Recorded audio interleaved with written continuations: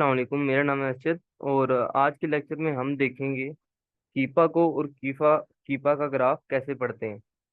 और ये इस तरह से पढ़ते हैं कि जैसे फर्ज करें कि अब कोई भी प्रोडक्ट है जो आपको सस्ते में मिल रहा है, तो ऐसा नहीं है कि कोई भी प्रोडक्ट जो आपको सस्ते में मिल रहा है और अमेजोन पे महंगा बिक रहा है तो आप उसे लेंगे और बेच देंगे। उसके लिए आपको कुछ फैक्टर्स देखने पड़ते हैं।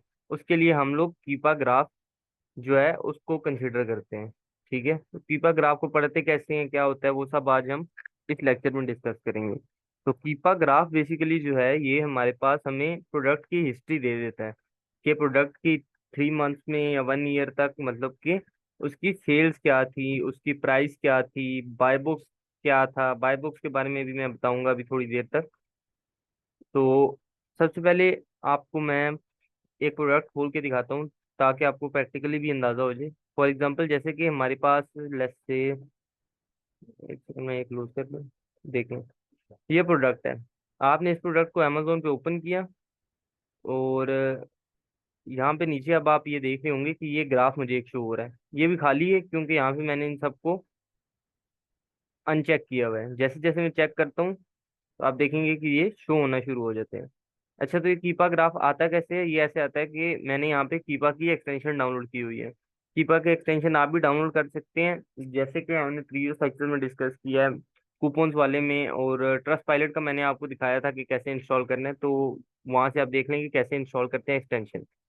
तो अब कीपा ग्राफ देखते वक्त जो सबसे पहली चीज आप देखते हैं वो है सेल्स रैंक। ठीक है, सेल्स रैंक देखने की वजह क्या है? सेल्स रैंक क्योंकि जो है हमारा ये सेल्स डिटरमिन करता है। ठीक है, कि सेल्स रैंक जितना हाई होगा सेल्स उतनी कम होंगी। ठीक है, या वाइस वर्सा, सेल्स रैंक जितना कम होगा सेल्स उतनी हाई होंगी। तो हमें चाहिए कि हमारा सेल्स रैंक जो है वो लो रहे। जैसे कि अगर हम बिल्कुल स्टार्टिंग में देखें तो ये 22,000 पे था। ठीक है, एंड देन करते करते ऊपर नीचे हुआ थोड़ा बहुत, यहाँ पे ये अपनी पीक पर गया, दैट इज 30,000। ठीक है, 30,000 sell rank is not not bad. ठीक है, बल्कि आप 1 लाख से कम सेल रैंक पर जा सकते हैं आराम से। ठीक है, तो आपने बेसिकली सेल्स रैंक में इस ग्राफ में ये देखना है कि सेल्स रैंक कहीं ज्यादा तो नहीं फ्लक्चुएट कर रहा। जैसे कि अब यहाँ पे हम देख सकते हैं कि ये सेल्स रैंक 22,000 पे था, फिर ये पीक हुई एक बार 30,000 पे गया, लेकिन फिर जो है ये 18-20 हजार के आसपास ही रहा है। तो इससे हम ये अंदाजा लगा सकते हैं कि इसकी सेल्स जो है वो ठीक ठाक ही होंगी। ठीक है, इसके अलावा अगर हम थोड़ा सा नीचे आए तो हमें यहाँ पर नजर आ रहा है, यहाँ पे लिखा हुआ है सेल्स रैंक, इसके साथ लिखा हुआ है करंट। इसका अभी सेल्स रैंक क्या चल रहा है? 90 डेज। 90 डेज में इसकी एवरेज क्या थी? एंड 365 डेज, यानी कि 1 साल में इसकी एवरेज 36,770 थी। ठीक है, इसी के अगर हम राइट साइड पे आए तो यहाँ पे ये आपको इस प्रोडक्ट की रूट कैटेगरी यानी कि मेन कैटेगरी बता देता है जो कि है पेट सप्लाईज। और इसके आगे आपको 128 ड्रॉप्स पर मंथ लिखा हुआ नजर आ रहा होगा। इसका मतलब है कि सेल्स रैंक जो है वो लास्ट मंथ में, यानी कि एक मंथ में 128 दफा ड्रॉप हुआ है। जैसे कि अब मैं अगर आपको क्लोजली इसको दिखाऊं तो, जैसे अगर मैं लेट्स सपोज यहाँ पे हूँ 24,320 पे। ठीक है, and then there is a drop. ठीक है, ड्रॉप कितना हुआ? 320 से ही चला गया 460 पे। हाँ, 4,320 से 21,000, 1,000 सॉरी 460 पे चला गया। ठीक है, तो ये होती है ड्रॉप। तो इस तरह करके ये बता रहा है कि 128 ड्रॉप्स है। ठीक है, तो दैट इज गुड। तो अ, अच्छा, वापस से इसको मैं, अच्छा ग्राफ हम लोग ओए में जो है बेसिकली हम लोग 3 महीने का ग्राफ देखते हैं। ठीक है, क्योंकि ओए की मार्केट में हम, ओए के प्रोसेस में हम जो है प्रोडक्ट लेते हैं और बेच देते हैं। और ऐसा भी नहीं है कि हम कोई बल्क क्वांटिटी में उठा रहे हैं, 100-200 पीस उठा लिए कि हमें बस ग्राफ बिल्कुल मतलब कि एक स्टेबल हालत में ही चाहिए। ठीक है, वो हम होलसेल में या पीएल के लिए तो बल्कि अपनी ही लिस्टिंग क्रिएट करनी पड़ती है, वो हम होलसेल में देखते हैं। ठीक है, तो ओए में हम जो है सिर्फ 3 महीने के ग्राफ को कंसिडर करेंगे। ठीक है, तो सेल रैंक का आई होप कि सबको समझ आ गया होगा। सेल रैंक जितना हाई होता है सेल्स उतनी लो होती हैं, सेल्स रैंक जितना लो होता है सेल्स उतनी हाई होती हैं। जनरली आप लाख से नीचे सेल्स रैंक पे खेल सकते हैं, मतलब कि आप ये ज्यूम कर सकते हैं कि वहां पे सेल्स अच्छी होगी। ठीक है। तो नेक्स्ट जो थिंग है वो है बाय बॉक्स। बाय बॉक्स को हम थोड़ी देर तक डिस्कस करते हैं, अभी पहले हम चले जाते हैं न्यू पे। न्यू पे अभी हमें दिखा रहा है कि नया जो भी सेलर आया उसने कितनी प्राइस रखी थी इस प्रोडक्ट की। ठीक है। जैसे कि हम देख सकते हैं यहाँ पे नए सेलर ने 21 रखी, यानी कि 22 रखी, फिर उसने 20 रखी। अच्छा, एंड वन मोर थिंग, कि ये अब जो न्यू सेलर है ये थर्ड पार्टी एफबीए भी हो सकता है, एफबीएम भी हो सकता है। आई होप कि आपको एफबीएम और एफबीए में फर्क पता होगा, अगर नहीं है तो मैं एक दफा रिकॉल कर देता हूँ कि एफबीएम होता है फुलफिल्ड बाय मर्चेंट। इसमें हम जो है प्रोडक्ट अमेजोन के पास, यानी कि अमेजोन के वेयर हाउस में शिप नहीं कराते, इंस्टेड ये हमारे अपने पास पड़ा होता है हमारे किसी वेयर हाउस में। ठीक है। और जब कस्टमर ऑर्डर करता है तो शिपिंग वगैरह और कस्टमर फीस और कस्टमर के साथ डीलिंग जो है वो हम खुद देखते हैं, दैट इज एफबीएम। तो जो सेकंड वन है वो है एफबीए। हम करते हैं एफबीए क्योंकि हम तो खुद फिजिकली वहां पे मौजूद नहीं है, तो हम एफबीए करते हैं। एफबीए में ये होता है कि हम जब प्रोडक्ट खरीदते हैं तो हम उसको अमेजोन के वेयर हाउस में स्टोर कर देते हैं। ठीक है। और जब भी कोई कस्टमर ऑर्डर करता है तो कस्टमर हैंडलिंग और शिपिंग वगैरह जो है वो सब अमेजोन देखता है। ठीक है। That is FBA. एफबीए इस चीज की फीस भी लेता है, और इसी वजह से जो है अमेजोन एफबीए को प्रेफर भी करता है, यानी कि एफबीए वाले की जनरली सेल्स ज्यादा आएंगी एफबीएम वाले से, क्योंकि जाहिर बात है कि वो इसको पे कर रहा है। ठीक है। तो इसीलिए हम जो है कंसिडर भी थर्ड पार्टी एफबीए की प्राइस को करते हैं, और इसमें हम लोग इसकी फ्लक्चुएशन देखते हैं। ठीक है। तो अब हमें पता लग रहा है कि ये भाईजान 21.96 के बिक रहा था। ठीक है। फिर थोड़ा सा लो हुआ, 20 पे चला गया।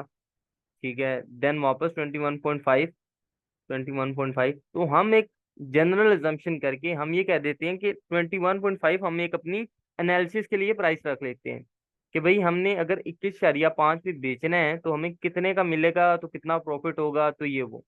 ठीक है। नेक्स्ट आ जाता, अच्छा, नेक्स्ट आ जाता है third party FBM. FBM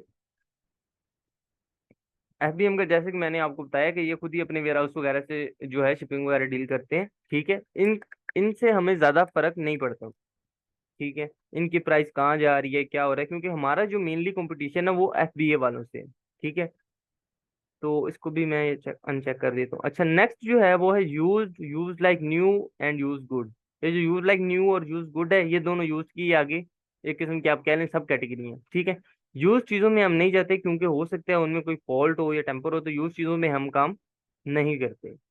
I hope कि आप लोगों को ये वाला ग्राफ समझ आ गया होगा। अब एक दफा जो है मैं सब जो इम्पोर्टेंट चीजें हैं उनको चेक करता हूँ और हम ग्राफ देखते हैं। ठीक है। जो मेन चीजें हैं, sales rank, buy box price and third party FBM. अच्छा, बाय बॉक्स प्राइस तो समझ आ गया आपको, लेकिन आप सोच रहे होंगे कि बाय बॉक्स होता क्या है। बाय बॉक्स बेसिकली आप फर्ज करें कि एक प्रोडक्ट है और उस पे 10 बंदे सेल कर रहे हैं। ठीक है।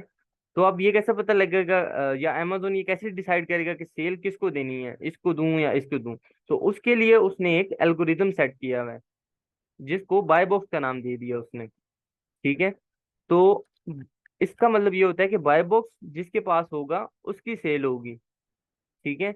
और बाय बॉक्स जो है ऐसा नहीं है कि एक ही बंदे के पास रहता है, ये बाय बॉक्स जो है जितने भी बंदे बैठे होंगे, जितने भी सेलर्स होंगे उस प्रोडक्ट पे, उनके आप बीच में रोटेट होगा। ठीक है। तो ये है बाय बॉक्स। और बाय बॉक्स प्राइस क्या होती है कि भाई इसके नीचे बाय बॉक्स प्राइस जो है, आप जैसे कि आप यहाँ पे देख सकते हैं, बाय बॉक्स प्राइस है 22.01 और एफबीए की प्राइस है 21.5। बाय बॉक्स प्राइस बेसिकली एक बेंचमार्क है कि अगर आप इससे नीचे सेल करेंगे तो आपको सेल आएगी। ठीक है। अच्छा, बाय बॉक्स तो भी देख लिया। ये जो दरमियान वाला ग्राफ है इसमें कुछ इतना खास नहीं है, तो हम डायरेक्ट नीचे वाले ग्राफ में आ जाते हैं। अच्छा, यहाँ से आप रेटिंग ऑन करके रेटिंग देख सकते हैं कि इसके प्रोडक्ट की रेटिंग क्या है। 4.5 है तो ये अच्छी रेटिंग है। हम जनरली क्या करते हैं, 3 से ऊपर रेटिंग वाले प्रोडक्ट की तरफ जाते हैं। नेक्स्ट रिव्यू काउंट है, लोगों ने रिव्यूज जो दिए हुए हैं, ये भी अगर ग्रेजुअली इंक्रीज कर रहे हैं तो ये भी अच्छी बात है। अच्छा, मेन जो आपने ग्राफ देखना है वो ऊपर वाला ही देखना है, ये सिर्फ आपकी अंडरस्टैंडिंग के लिए आपको बताया जा रहा है। अच्छा, नेक्स्ट है न्यू ऑफर काउंट।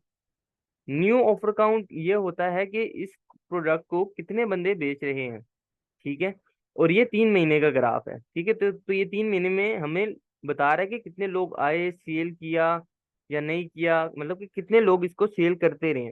जैसे कि मई 27 को हफ्ते के दिन 43 ऑफर काउंट थे, मतलब 43 बंदे इस प्रोडक्ट को सेल कर रहे थे। ठीक है, एंड देन होते होते कम हो गई, कम हो गई, कम हो गई, 12 पे चले गए। ठीक है, एंड देन ये दोबारा इंक्रीज हो गए। ठीक है, तो इससे हमें पता लगता है कि इस प्रोडक्ट को कितने लोग सेल्स कर रहे हैं।